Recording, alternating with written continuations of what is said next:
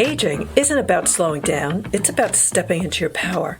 Welcome to Don't Let the Old Lady In, the podcast where we challenge outdated beliefs about getting older and embrace wellness, self-love, and confidence.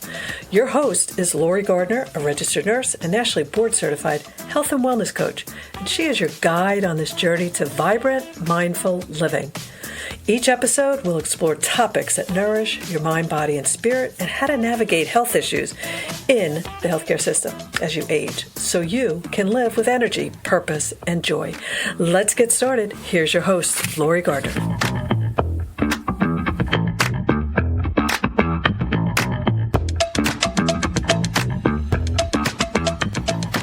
Welcome back to Don't Let the Old Lady In podcast, Hospital Safety Series. And today is a little different. We're not talking about one specific complication like falls or infections. No, we're talking about something that shows up in all of them. That moment when you feel like something isn't right, but you can't quite explain it. You don't have proof. You don't have data. You don't have a diagnosis. You just have a feeling.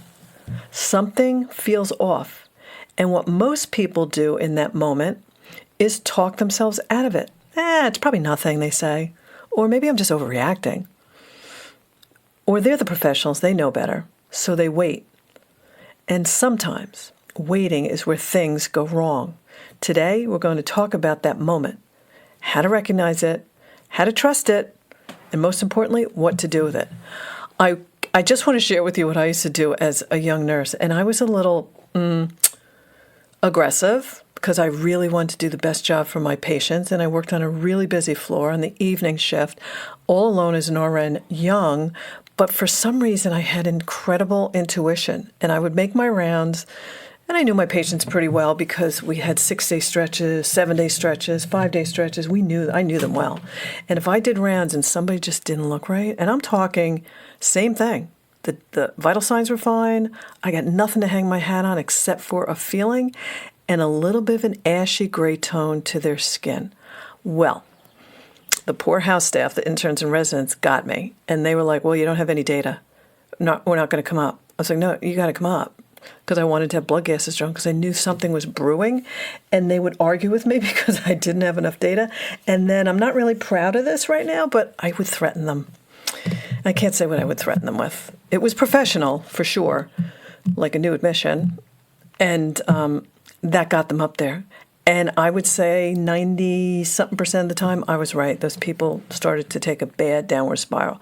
So that's the importance of listening to your intuition if something feels off. So here's a scenario. This is more of a specific, real scenario. A daughter sitting in the hospital room with her mother. Everything looks fine. The vitals are stable. The monitors are quiet. No one seems concerned. But she notices something. Her mom is quieter than usual, not responding the same way, just different. And she can't explain it. She says to herself, maybe she's just tired. Oh, it's probably the medication. But the feeling doesn't go away in this daughter. It lingers. And she has a choice in that moment, speak up or stay quiet. At first, she hesitates because what would she even say? Like, I don't know what's wrong, but something feels off in my mom. That feels vague and uncertain, she thinks to herself. But eventually she says it. And when the team takes a closer look, something is wrong. And because she spoke up when she did, it was caught early. Now imagine if she hadn't. So really, the moral of this story is speak up. Because, maybe lab work just came in, and the staff hasn't had a chance to look at it just yet, but you're actually seeing the beginnings of something potentially because of the change in behavior. I usually tell people, if there is a sudden shift in mental status change, something's going on. Something is probably absolutely going on. So let's keep talking about this idea of intuition. I love it because some people hear that word and they think, that's not medical, it's not scientific. But here's the reality. Intuition is pattern recognition, and it's your brain picking up on subtle changes in behavior, in energy, in expression, and responsiveness, especially when you know someone well. You notice things like they're not talking as much, or they're not making eye contact, or they're not reacting the same way they usually do. And your brain says, this is different, even if you can't explain why. That is warranted attention. So if tuition is so powerful, why do we ignore it? Well, I see this all the time. We doubt ourselves. And this isn't just in the hospital. This is with my lady clients. We doubt ourselves. I don't want to be wrong. Or they think, we don't have proof. I can't explain it clearly. And then another thing I see often is we don't want to challenge authority. They know more than I do. They know a lot, and they have a great credentials and great foundation, but they don't know your loved one. You do. You know them better. Remember that story I told about my neighbor who went in and was totally lucid? They gave her a new drug, and she was totally out of it, and they wouldn't have known had I not known that she responds very sensitively to new drugs, and she was in no way, shape, or form having dementia, but they would have classified her as that. We also don't want to be a problem. We don't want to look like we're difficult if we're challenging the staff too much. So we stay quiet. And sometimes that silence delays care. We don't want that. So let's make this practical for you all. Something feels off might look like increased confusion, sudden quietness, restlessness, changes in breathing, lack of engagement, and they're just not themselves. And here's the key. You don't need to diagnose it. You just need to notice it. This is where everything comes together. When you feel this, you can say, something feels different to me in my loved one. I can't fully explain it, but I'm concerned. Can you, if I was there, I'd say, can we check the labs? Can we check the latest results? What tests were just recently done? Let's look at the medications, what new one, all of that. And that's enough, because generally, if you have a good nurse, doctor, they'll want to take your information and investigate it. But add specifics if you can. Describe what you're seeing. They're more confused than earlier. They're not responding like they were this morning. Just look for periods of time or sudden changes or when it happened or what came before it happened. Be really into everything. And just ask for a reassessment. Can someone take another look at her, listen to her lungs, look at the labs, like I said, feel her belly, do a physical exam, all of it. And just simply say, can we reassess what's going on just to make sure we're not missing something? And, escalate if you need to. If you're not being heard, speak to another nurse. You could always speak and ask to speak to the charge nurse. These regular nurses may be totally overwhelmed.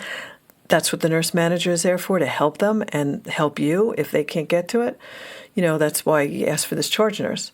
You can also request a doctor to come in and look at them. I've had cases where sometimes things got ignored.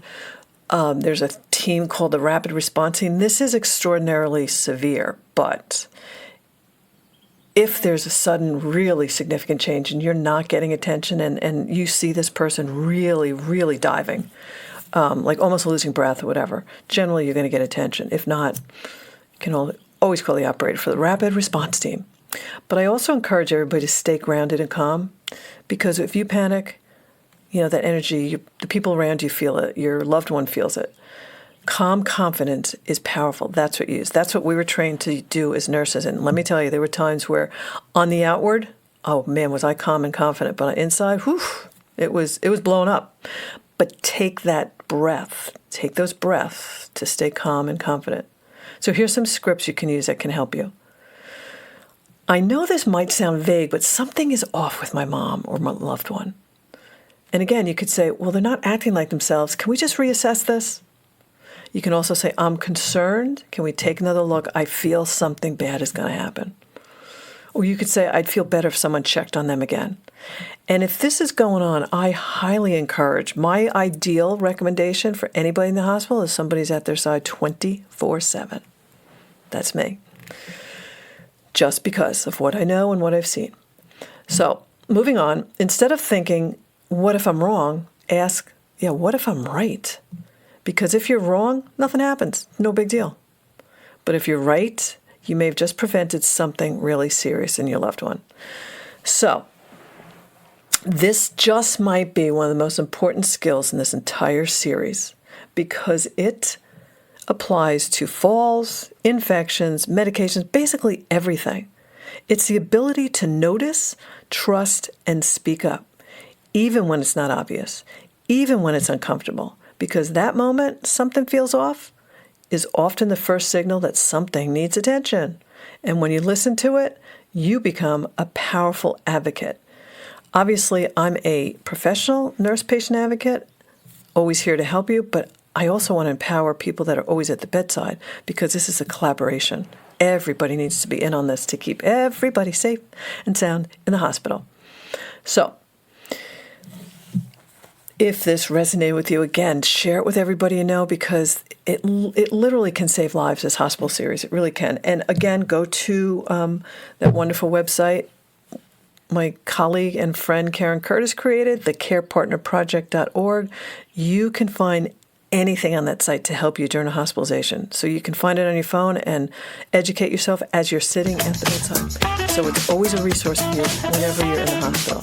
So until next time, ladies, don't let the old lady out. Don't let any ill health in so you don't land in the hospital. Until next time, be well.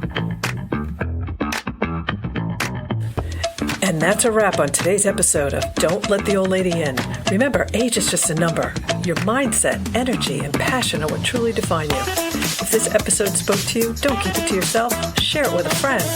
Subscribe and leave a review so we can continue this journey together. You are strong, vibrant, and unstoppable. Until next time, keep living boldly, loving yourself fully, and most importantly, don't let the old lady in.